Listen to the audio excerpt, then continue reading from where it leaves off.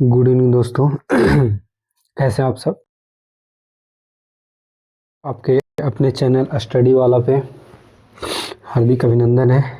और आज का जो सवाल है केमिस्ट्री के अभी तक के पूछे गए सवाल हैं, और वो भी एक लेसन से कि कौन कौन से सवाल पूछे गए हैं, सिर्फ वो सवाल मैंने लेके आया आज आपके लिए।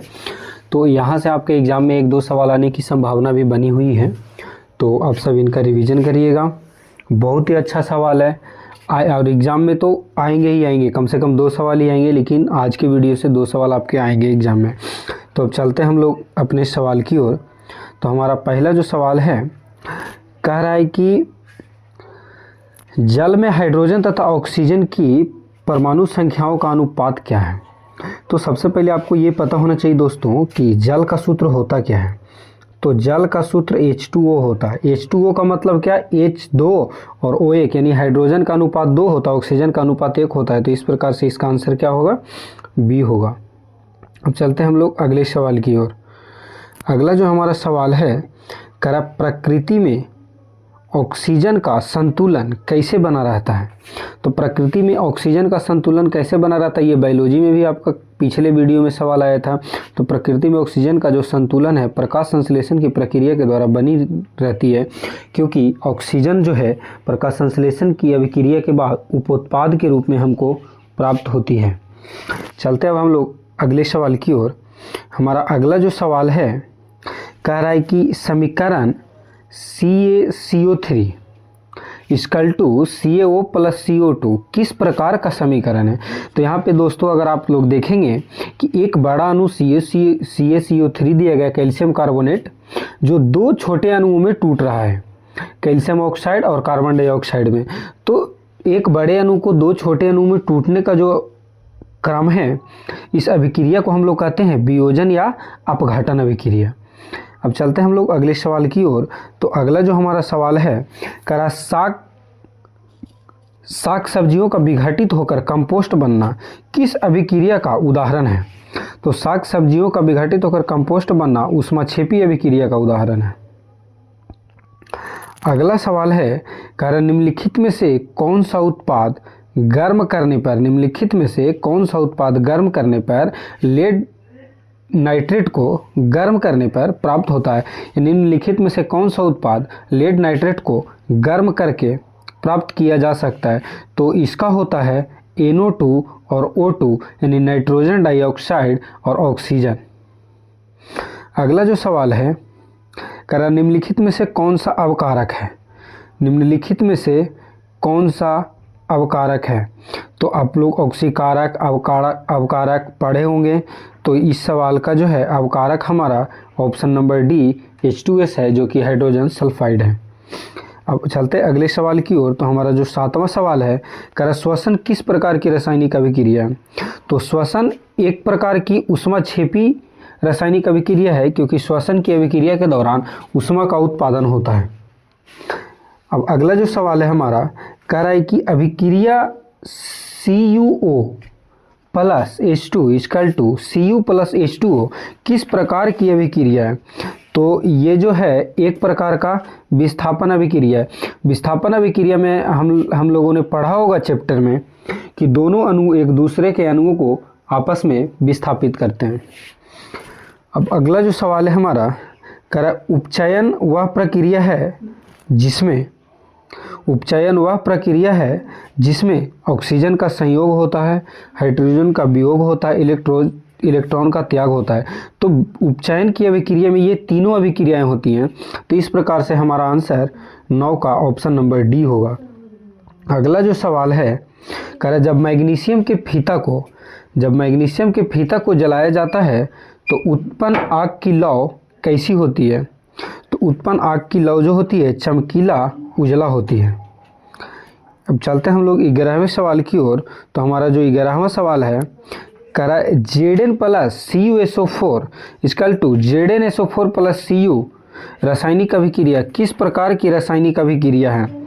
तो यहाँ भी जो हम देखेंगे कि कॉपर सल्फेट के अणु जिंक के साथ अभिक्रिया करके जिंक सल्फेट बना रहे हैं, और जो कॉपर सल्फेट था सिर्फ कॉपर बन रहा है, यानी ये भी एक प्रकार का विस्थापन अभिक्रिया है।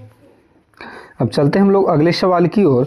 तो हमारा 12वां सवाल है, करा एक जांच परख नली में लिए गए विलयन में एक लोहे की कील को डुबाया गया है। आधे घंटे के बाद यह देखा गया है कि विलयन का रंग परिवर्तित हो चुका है। तो उस जांच परख नली में कौन सा विलयन था? तो उस जांच परख नली में जो विलयन पाया जाएगा वो कॉपर सल्फेट होगा। अगला जो सवाल है हमारा नंबर 13वां, वो है कि Na2SO4 प्लस BaCl2 यानी सोडियम सल्फेट और beryllium chloride equal to BaSO4 plus 2NaCl। ये भी देखिएगा, इसमें क्या है कि दोनों अणु आपस में विस्थापित हो रहे हैं। पहले के सवाल जो हम लोगों ने ऐसा 2 सवाल देखा था, उसमें केवल एक अणु विस्थापित हो रहा था। इसमें देखिएगा तो Na2SO4 के अणु बेरिलियम के साथ अभिक्रिया कर रहा है, और बेरिलियम के जो Cl2 अणु हैं वो Na के साथ यानी सोडियम के साथ अभिक्रिया कर रहे हैं। इस प्रकार हम इसको कह सकते हैं कि ये जो अभिक्रिया है द्विविस्थापन अभिक्रिया है, क्योंकि इसमें दोनों अणु आपस में विस्थापित हो रहे हैं। अब जो अगला सवाल है हमारा 14वां, करा है कि रासायनिक अभिक्रिया के दौरान किसी पदार्थ में ऑक्सीजन का योग क्या कहलाता है? तो ये जो है उपचयन अभिक्रिया कहलाता है। अब चलते हैं 15वें सवाल की ओर। तो 15वां सवाल जो हमारा है, करा रासायनिक अभिक्रिया के दौरान किसी पदार्थ में ऑक्सीजन का ह्रास क्या कहलाता है? ऑक्सीजन का संयोग अगर उपचयन कहलाएगा तो ऑक्सीजन का ह्रास अपचयन कहलाएगा।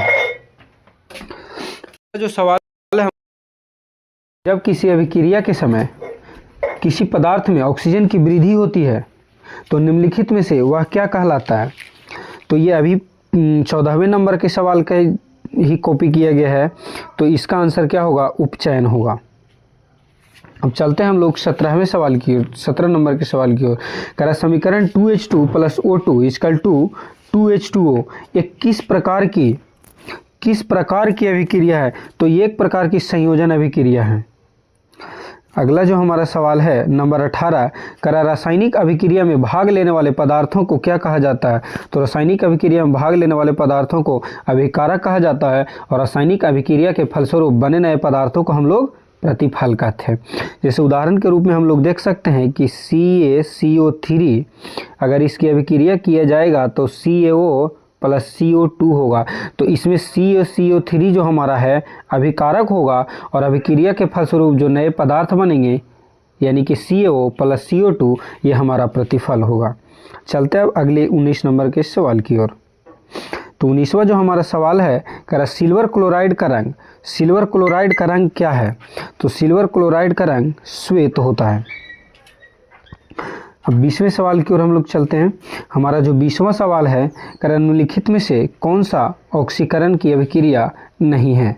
निम्नलिखित में से कौन सी ऑक्सीकरण की अभिक्रिया नहीं है? तो ऑक्सीकरण की अभिक्रिया इसमें से अवक्षेपण जो है ऑक्सीकरण की अभिक्रिया नहीं होगी। चलते हैं अब 21वां जो हमारा सवाल है उसको देखेंगे। तो करा निम्नलिखित में से कौन सी विस्थापन अभिक्रिया का एक उदाहरण है? विस्थापन अभिक्रिया हम लोग को पता है कि इसमें किसी एक बड़े परमाणु जो हैं किसी दूसरे परमाणु के द्वारा विस्थापित कर लिए जाते हैं। इस प्रकार से अगर देखेंगे तो यहाँ से Fe plus CuSO4 equal to ApSO4 plus Cu हमारा विस्थापन अभिक्रिया है। जबकि अगर इसको आप देखेंगे NaOH plus HCl equal to NaCl plus H2O, तो ये जो हमारा है द्विविस्थापन अभिक्रिया होगा, क्योंकि इसमें दोनों के दोनों अणु आपस में विस्थापित हो रहे हैं। तब चलते हैं हम लोग अगले सवाल की ओर। कह रहा सिल्वर आयोडाइड का रंग कैसा होता है? सिल्वर आयोडाइड का रंग कैसा होता है? तो सिल्वर आयोडाइड का रंग पीला होता है। अब जो अगला सवाल है हमारा नंबर 23, करा अभिक्रिया CaO plus H2O equal to CaOH2 किस प्रकार की अभिक्रिया है? तो ये जो अभिक्रिया है संयोजन अभिक्रिया है, क्योंकि दो छोटे अणु के अभिक्रिया के फलस्वरूप एक बड़े अणु का जब निर्माण होता है तो उसको संयोजन अभिक्रिया कहा जाता है। अब चलते हैं हम लोग अगले सवाल की ओर। हमारा जो 24 नंबर का सवाल है, करा निम्नलिखित में से कौन सा युग्म एकल विस्थापन अभिक्रिया को प्रदर्शित करता है? निम्नलिखित में से कौन सा युग्म एकल विस्थापन की अभिक्रिया को प्रदर्शित करता है? तो AgNO3 प्लस Cu। अगला सवाल है वह अभिक्रिया जिसमें आयनों का आदान प्रदान होता है क्या कहलाती है? आयनों के आदान प्रदान करने वाली जो अभिक्रिया होती है वे द्विविस्थापन अभिक्रिया कहलाती है, क्योंकि इसमें दोनों परमाणु अभिक्रिया में क्रियाशील होते हैं। अब जो हमारा 26वां सवाल है वो कह रहा है कि FeSO4 + 2Al = Al2O3 + 2Fe निम्नलिखित में से किस प्रकार की अभिक्रिया है? तो ये जो है हमारा विस्थापन अभिक्रिया है, क्योंकि इसमें देखिएगा एक बड़ा जो पहला जो Fe2O3 है यहाँ Al2O3 के द्वारा प्रतिस्थापित किया जा रहा है। अब 27 नंबर के सवाल की ओर हम लोग चलेंगे। निम्नलिखित में से किस धातु का विस्थापन उसके लवण के विलयन से लोहा के द्वारा होता है? तो इस सवाल का जो हमारा उत्तर होगा वो ऑप्शन नंबर ए तांबा हो जाएगा। अब चलते हैं हम लोग 28वें सवाल की ओर। कैथोड किरणों में क्या उपस्थित रहते हैं? तो कैथोड किरणों में इलेक्ट्रॉन की उपस्थिति अनिवार्य होती है। 29 नंबर का जो सवाल है हमारा एथिल अल्कोहल का व्यापारिक उत्पादन किस रासायनिक अभिक्रिया के द्वारा किया जाता है? तो एथिल अल्कोहल का उत्पादन जो है किण्वन की अभिक्रिया के द्वारा किया जाता है। 30 नंबर का जो सवाल है निम्नलिखित अभिक्रियाओं में कौन सा अपघटन अभिक्रिया का एक उदाहरण है? तो अपघटन अभिक्रिया का उदाहरण यहाँ पे जो है हमारा ऑप्शन नंबर सी होगा 2KClO3 = KCl + 3O2। अब चलते हैं 30 नंबर के सवाल की ओर। तो किसी अभिक्रिया में भाग लेने वाले पदार्थ क्या कहलाते हैं?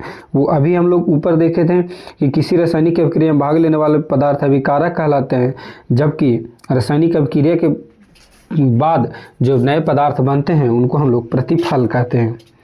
तो अगला सवाल जो हमारा 32 नंबर का सवाल है वह है कि वह अभिक्रिया जिसमें उत्पाद के बनने के साथ साथ ऊष्मा भी उत्पन्न होती है वह अभिक्रिया ऊष्माक्षेपी अभिक्रिया कहलाती है।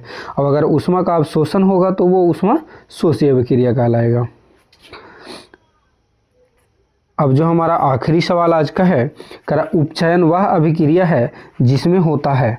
तो उपचयन की अभिक्रिया में क्या क्या होता है? हाइड्रोजन का वियोजन होता है, ऑक्सीजन का संकलन होता है, इलेक्ट्रॉन की हानि होती है। इस प्रकार से हमारा इस 33 नंबर के सवाल का जो ऑप्शन होगा वो डी होगा। तो दोस्तों आप सब देखिए कि आप सब कितना सवाल सही कर पा रहे हैं।